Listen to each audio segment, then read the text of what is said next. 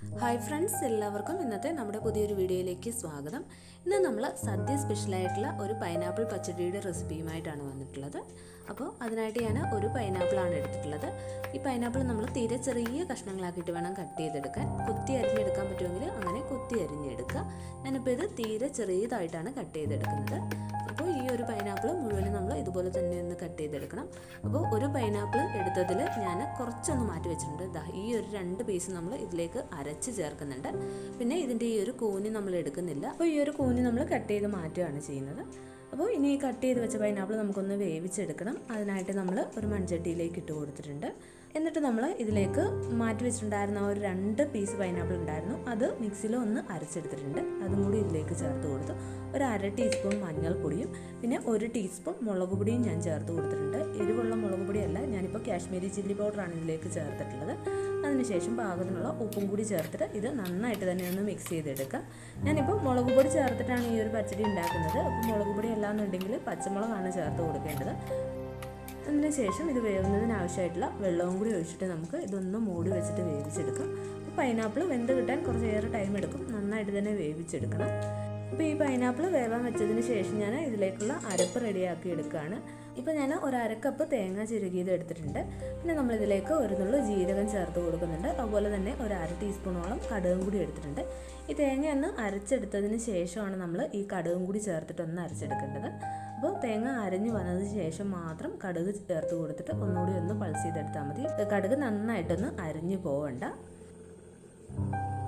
ഈ പൈനാപ്പിൾ നമ്മൾ കുക്കറിൽ വേവിച്ചെടുത്താലും മതി. കുക്കറിലാണെന്നുണ്ടെങ്കിൽ 1-2 വിസിലിന് പെട്ടെന്ന് തന്നെ വെന്ത് കിട്ടും.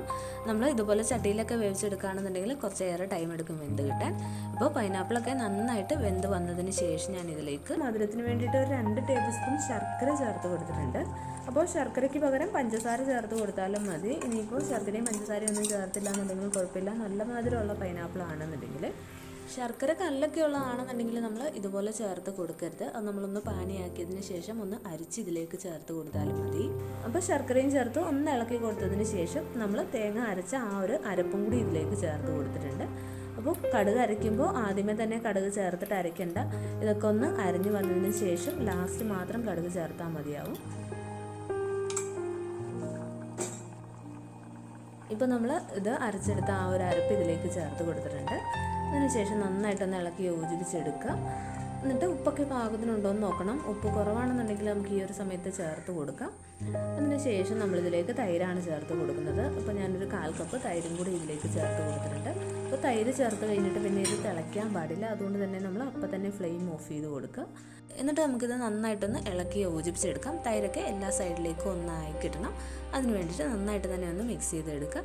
എന്നിട്ട് നമുക്കിതൊന്ന് മൂടി വയ്ക്കാം. എന്നിട്ട് ഇതിലേക്കുള്ള വറവലും കൂടി ഒന്ന് റെഡിയാക്കി എടുക്കണം.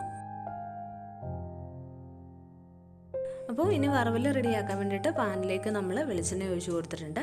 എണ്ണ നന്നായിട്ടൊന്ന് ചൂടായി വന്ന് കഴിയുമ്പോഴേക്കും കടുക് ഇട്ട് കൊടുത്തു. ഈ ഒരു കടുകൊക്കെ ഒന്ന് പൊട്ടി വന്ന് കഴിയുമ്പോഴേക്കും നമ്മൾ ഇതിലേക്ക് വറ്റൽമുളകാണ് ചേർത്ത് കൊടുക്കുന്നത്. 2-3 വറ്റൽമുളകും കൂടി ഒന്ന് ചേർത്ത് കൊടുക്കുക. പിന്നെ ഒരു 2 കറിവേപ്പിലയും കൂടി ചേർത്തിട്ടുണ്ട്. ഇനി ഇത് നമുക്ക് നമ്മുടെ പച്ചടിയിലേക്ക് ഒഴിച്ചു കൊടുക്കാം. എന്നിട്ട് നന്നായിട്ട് തന്നെ ഒന്ന് ഇളക്കി യോജിപ്പിച്ചെടുക്കാം. അപ്പോൾ ഇത്രയേ ഉള്ളൂ, നമ്മുടെ പൈനാപ്പിൾ പച്ചടി ഇവിടെ റെഡി ആയിട്ടുണ്ട്. അപ്പോൾ ഇനി ലാസ്റ്റ് നമ്മൾ ഇതിലേക്ക് മുന്തിരിങ്ങയും കൂടി ഒന്ന് ചേർത്ത് കൊടുക്കുന്നുണ്ട്. അപ്പോൾ വറവലൊക്കെ ചേർത്തതിന് ശേഷം വേണം നമ്മൾ ഇതിലേക്ക് മുന്തിരിങ്ങ ചേർത്ത് കൊടുക്കാൻ. അപ്പോൾ മുന്തിരിങ്ങയും കൂടി ചേർത്തിട്ട് വീണ്ടും നന്നായിട്ട് തന്നെ ഒന്ന് ഇളക്കി യോജിപ്പിച്ചെടുക്കുക. അപ്പോൾ ഈ പ്രാവശ്യത്തെ ഓണസദ്യക്ക് നമ്മൾ പച്ചടി ഉണ്ടാക്കുമ്പോൾ ഇതുപോലെ ഒന്ന് ഉണ്ടാക്കി നോക്കിയിട്ട് ഇഷ്ടമായെന്നുണ്ടെങ്കിൽ ഫ്രണ്ട്സിനൊക്കെ ഒന്ന് ഷെയർ ചെയ്ത് കൊടുക്കുക. പിന്നെ നമ്മുടെ വീഡിയോ ഇഷ്ടമായെന്നുണ്ടെങ്കിൽ ലൈക്ക് ചെയ്യുക, കമൻറ്റ് ചെയ്യുക. അതുപോലെ തന്നെ നമ്മുടെ ചാനൽ ഇതുവരെ സബ്സ്ക്രൈബ് ചെയ്തിട്ടില്ല എന്നുണ്ടെങ്കിൽ ചാനൽ ഒന്ന് സബ്സ്ക്രൈബ് ചെയ്യാൻ മറക്കണ്ട. അപ്പോൾ വീണ്ടും നമുക്ക് ഇതുപോലെ മറ്റൊരു നല്ല വീഡിയോയുമായിട്ട് കാണാം. താങ്ക്